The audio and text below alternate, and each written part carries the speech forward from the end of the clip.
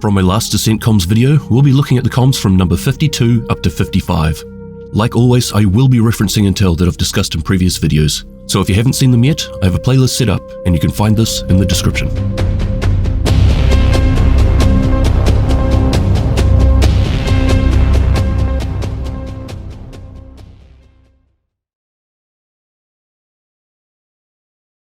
Have you heard enough? Yes. For now. If anyone knows about picking a side and making sacrifices, it's you, Hoskins. I have no reason to trust you, Keener. No, you don't have to trust me, but do you trust them? After what they did to us, do you still believe in the noble cause of the division?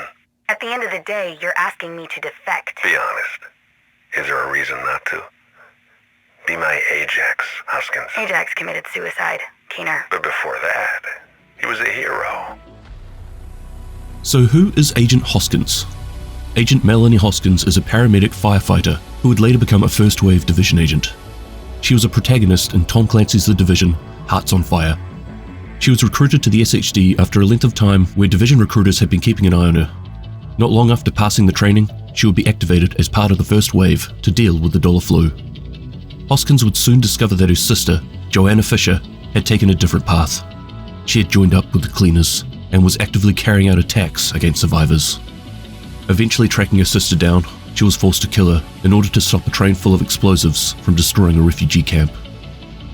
I've covered Hearts of Fire previously in a few videos. While I think all three of them were copyright striked because of Ubisoft music I now know I can't use, the summary of the story is there if you'd like to catch up.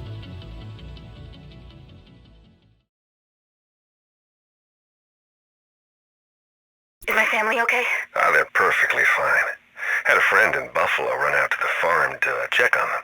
Is that a threat? Of course not. It's a sign of goodwill and a demonstration of our reach. That sounds like a threat. I can get you off the island.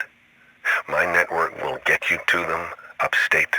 You can hug your kid and kiss your husband and make sure everything is okay. What do you want in return?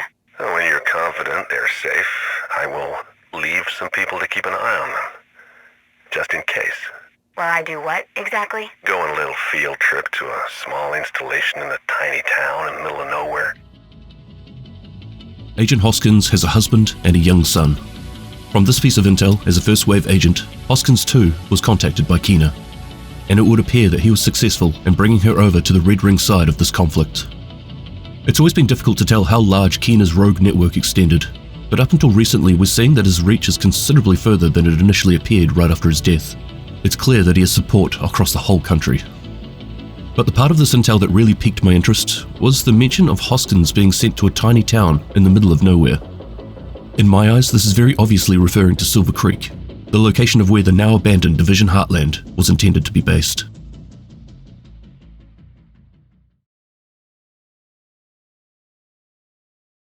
How was the Windy City? Lots of refugees from the north. Canadian healthcare is not what it used to be. Harsh winters and uncontrolled borders. Snowbirds migrating south to greener pastures. That makes sense. Can only imagine how hard things would have been after the trade route shut down. Mass shortages. Makes people do some pretty desperate things to survive. Sounds like Chicago's in the same boat. I saw trucks going in and out of the city. I don't know who's supplying them, but it wasn't Sarah. How could you tell? Biker gear isn't exactly standard issued security and uniforms for Sarah drops. Agent Hoskins has returned after visiting her family around Buffalo. She noticed a number of trucks going in and out of the city, but these weren't Sarah trucks. They were someone else. People dressed in biker gear. Again, this is very clearly a reference to the roamers that were featured in Tom Parrott's The Division Recruited. Following the outbreak, the delivery of supplies rested solely on the truck drivers, who continued to support local communities. But they weren't all doing this for the good of their fellow man. A rogue army of truckers using the might of commerce to seize control. Some people decided it was time to become the worst possible version of themselves when they realized the world was ending, and the roamers are some of these people. Essentially, they are smugglers and aspiring to be kings of the areas under their control. They bring much needed supplies to people, but as soon as these same people become reliant on them, they've got them by the throat, and they hold on tight. As long as the ones they supply to follow their instructions to a T, they will provide them with just enough to keep them going. And if they don't, if they dare to rebel against them, they'll take whatever they want anyway and destroy everything else.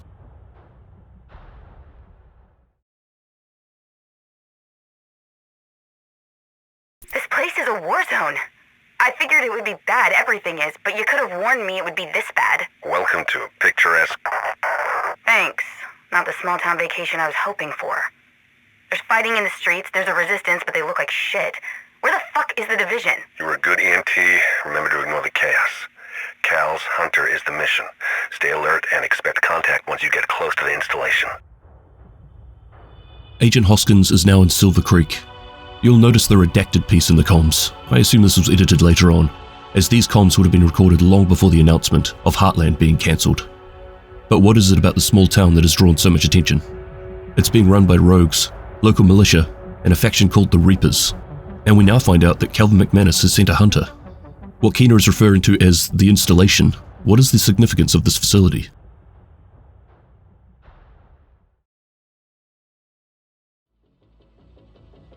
I do love when the comms from the main game cross over with the various multimedia that have been released over the years.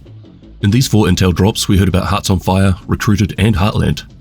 I can't stress enough that I'm pretty disappointed in the cancellation of Heartland, and I know the developers who have been working on it over the last few years are gutted. But I wonder whether parts of the story will continue. I don't know the likelihood of this, but I think it will be pretty cool to see the story being continued in the main game. It seems like so much work just to let it go, when we have the perfect platform to utilize what has already been done.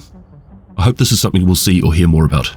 But I won't hold my breath at this stage. When Ubisoft decides to move on from something, it usually happens fairly quickly, and they aren't afraid to lose years of work in the process. Anyway, I hope you found this interesting, and I'll catch you in the next one. Extremis Malus, Extrema Remedia.